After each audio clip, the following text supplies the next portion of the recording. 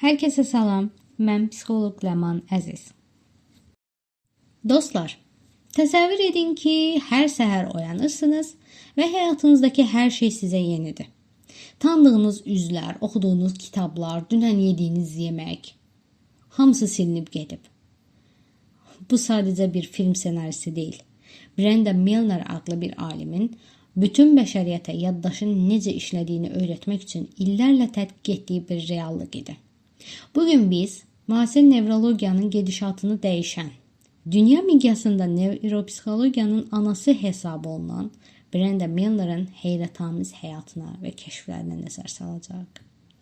Hər şey 1950-ci illərdə Henry Molaison və ya tibb dünyasında tanınan adıyla HM hadisəsi ilə başlayırdı. Henry ağır epilepsiyadan əziyyət çəkirdi və müalicə üçün beyninin hipokampus hissəsinin böyük bir qismi əməliyyatla çıxarıldı. Nəticədə nə oldu? Epilepsiya dayandı. Amma Henry yeni heç bir məlumatı yadda saxlaya bilmədi. Brenda Milner məhz bu nöqtədə dövrəyə girdi. O sübut etdi ki, yaddaş vahid bir mərkəzdən idarə olunmur. Milner kəşf etdi ki, hipokampus qısa müddətli yaddaşı uzun müddətli yaddaşa köçürən bir keçid qapısıdır. Və bu kəşf o dövr üçün əsl inqilab idi. Çünki o vaxta qədər biz yaddaşın bütün beynə yayılmış bir funksiya olduğunu düşünürdük.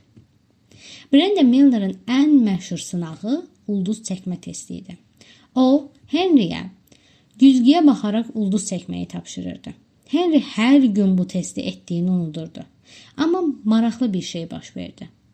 Onun əli hər gün daha da vərdiş edir və rəsmi daha yaxşı çəkirdi. Milner buradan möhtəşəm bir nəticə çıxardı. 2 ayrı yaddaş sistemimiz var.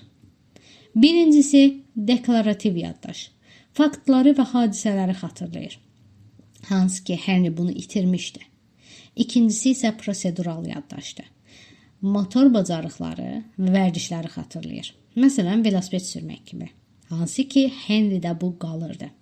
Yəni bir şeyi bilmək və bir şeyi bacarmaq beyində tamamilə fərqli neyron şəbəkələri tərəfindən idarə olunur.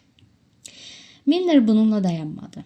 O beynimizin baş direktoru sayılan frontal payı, yəni alın payını da araşdırdı.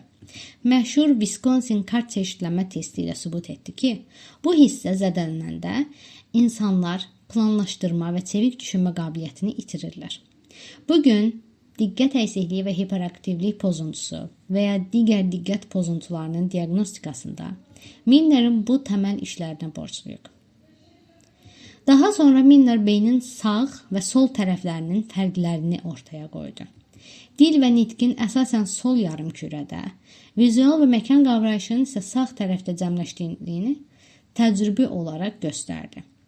Hətta cərrahiyyədən əvvəl dil mərkəzini tapmaq üçün istifadə olunan VADA testinin təkmilləşdirilməsində də onun böyük əməyi var. Brenda Milner psixologiyanı biologiya və anatomiya ilə birləşdirərək bugün neyropsixologiya dediyimiz elmi yaratdı.